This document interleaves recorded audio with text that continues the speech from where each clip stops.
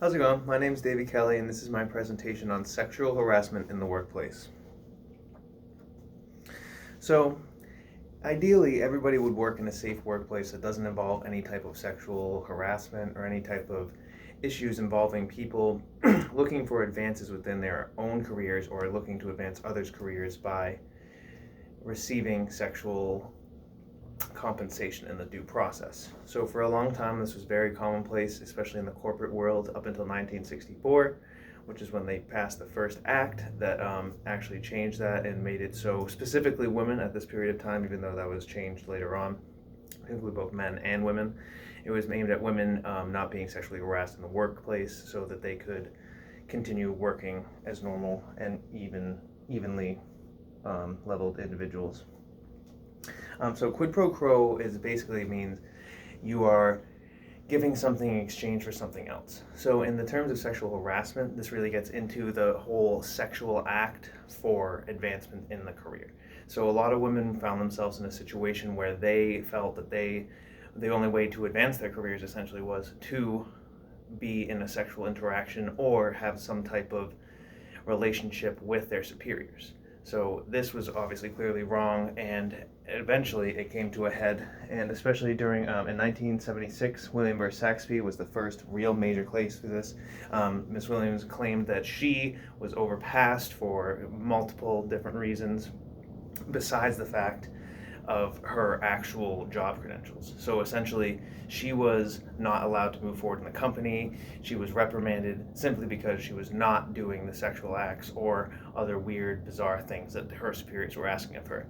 She ended up winning in court and proving the fact that this was a very serious problem still to, even the first act was passed in 1964, this is 1976, still an issue, and she brought it really to the forefront for the first time. So a hostile work environment is, again, like in 1964, they passed this law, they passed this title that ensured that people could not be sexually harassed in the workplace deemed by the court of law. Meaning, if you were enacting in this type of behavior, you were found guilty and, it's illegal. So in a hostile work environment to this day, people now have handbooks, all different types of ways to deal with it. But at that period of time, sometimes, and even to this day, a hostile work environment is more specifically inclined to the, for lack of a better term, non-verbal kind of insinuated sexual harassment.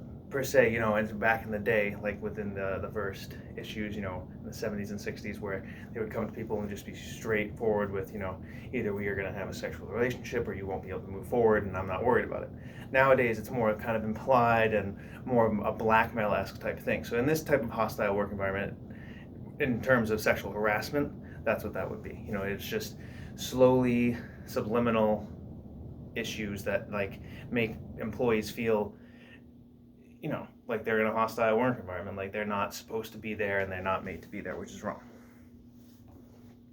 So my personal choice of example for this would, the most recent and most prolific would be Harvey Weinstein, who has had a very, very, very successful career in the Hollywood film industry as a producer. And during the beginning of 2017 or the end of 2017, allegations started coming out about him being creating hostile work environments, sexually harassing artists, sexually harassing actresses, and even rape allegations.